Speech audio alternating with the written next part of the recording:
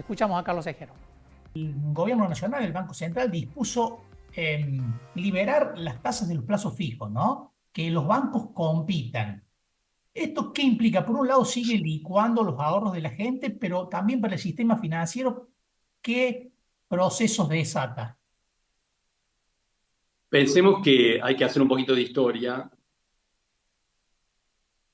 En realidad, el Banco Central, allá en el 2020, marcó un proceso de fuertes regulaciones en el sistema financiero, imponiéndole a los bancos normativamente tasas de interés, tanto las tasas de interés activas y pasivas. Pensemos que eso persistió durante bastante tiempo, tenía una lógica en el marco de la pandemia, obviamente que la tenía por una situación excepcional de emergencia, y entonces el Banco Central condicionaba el funcionamiento de las tasas de interés y compensaba a los bancos. Eso obviamente dejó de tener sentido después, pero el gobierno anterior siguió regulando fuertemente las tasas de interés en el sistema financiero. Esa situación había generado mucha tensión en los bancos, sobre todo a fin del año pasado y comienzos de este año. Hubo bancos que en enero, febrero empezaron a rechazar depósitos, porque vos estabas obligado normativamente como banco a pagar un plazo fijo al 110%, y cuando te dabas vuelta como banco para prestar dinero o ibas a un descuento de cheques, la tasa era del 80%, porque el mercado marcaba esa tasa. O sea que había lo que llamamos un spread negativo en la relación de las tasas de interés. La expectativa que tenía el sistema financiero era, con el espíritu de este gobierno, que de regulación, libertad de mercado, parecía una inconsistencia que siguiera normatizando las tasas de interés. Los bancos esperaban que en abril, más o menos, el Banco Central tomara la decisión de desregular las tasas para que funcionaran a nivel de mercado, es decir, y eso fue lo que decidió hacer a comienzos de esta semana. O sea que hasta la semana pasada teníamos que los bancos estaban obligados a pagar por un plazo fijo una tasa del 110%, y a partir de esta semana eso se desregula. Se desregula porque alguien dirá, sí, bueno, pero los bancos se habrán puesto de acuerdo porque todos terminaron ofreciendo el 70% por un plazo fijo. En realidad, el Banco Central tiene una herramienta de regulación que es la tasa de los pases, a través de la cual le recibe dinero a los bancos, y bajó esa tasa de interés al 80%, que en realidad es el punto de referencia que usan los bancos para definir a su vez las tasas que ofrecen. Esa tasa del 80% en los pases, con impuestos, etcétera, termina cerca del 70%, de tal manera que es el punto de equilibrio. Alguna gente ayer me decía, los bancos se pusieron de acuerdo porque todos salieron a ofrecer el 70%. No, es un cálculo técnico el que conducía en esa dirección. Ahora, para quien nos esté escuchando, digamos que lo importante es considerar lo siguiente, y es que las tasas de interés van a seguir yendo a la baja, tanto las tasas activas como las pasivas, en la medida en que la inflación continúe descomprimiéndose. De tal manera que si el mes que viene, pensemos en esta hipótesis, que lo hemos conversado contigo, si la inflación en abril es de un dígito, vamos a ver nuevamente al Banco Central bajando la tasa de interés de estos famosos pases que articulan el efectivo entre el Banco Central y los bancos comerciales, y vamos a ver adicionalmente una baja de las tasas de interés en el sistema financiero, tanto las tasas activas como pasivas. Yo diría que esto es claramente lo que va a ocurrir.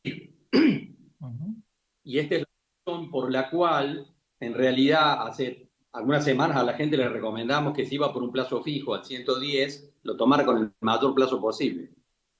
Es decir, que no lo hicieras a 30 días, lo hicieras a 90, porque en realidad, claramente el escenario de tasas va para abajo.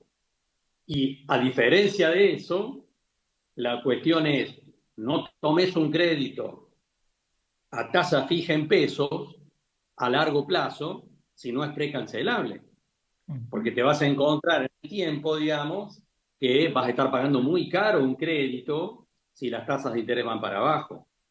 Cambia totalmente el eje de lo que hablábamos el año pasado, es decir, cambia sustancialmente, se dio vuelta el mercado y es lo que tenemos por delante. Lo que hay que además agregar acá es que el Banco Central va a seguir desregulando el funcionamiento del sistema financiero con la aparición de la fintech, que van a jugar y competir también en el mercado, Ualá, Mercado Pago, etcétera. Y eso va a generar una mayor competencia dentro del sistema, digamos, que no es saludable para los bancos en sí mismos, pero en realidad sí para los empresarios y para los ahorristas y para la gente o familias que tomen crédito, porque va a haber evidentemente una mayor competencia que va a hacer que las tasas se vayan descomprimiendo, ¿no? Esta es la película que vamos a mirar de aquí en adelante. Carlos, teniendo en cuenta que el plazo fijo es el instrumento financiero de ahorro preferido de los argentinos, ¿no? El más simple, el más usado. Mucha gente dice, bueno, ¿y a dónde van mis ahorros ahora? Teniendo en cuenta que va a perder mucho contra la inflación. ¿Qué alternativas Bueno, tiene? el que puede acceder a un plazo fijo UVA, obviamente que sigue siendo una opción.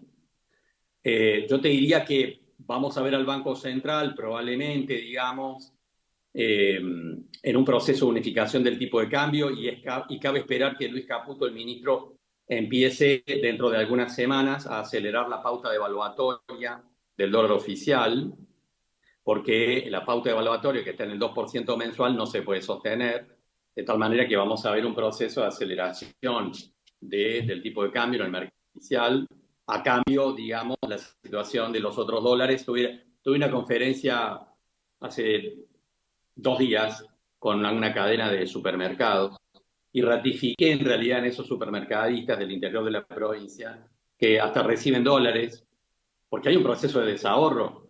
Entonces, ¿por qué bajó el dólar blue, el dólar MEP, el dólar con toda liquidación en los últimos 2 meses? No por una cuestión virtuosa, sino en Ujú. realidad porque familias no pueden pagar sus cuentas y empiezan a sacar dólares que tenían guardados el año pasado o de hace 5 años, y en ese proceso se ha generado esta situación, que va en un proceso de terminar unificando el tipo de cambio allá por junio, julio, sobre todo si se confirma que el gobierno reciba un crédito adicional del Fondo Monetario Internacional, que lo está, digamos, negociando, Ujú. que serviría para el cepo total o parcialmente, ¿no?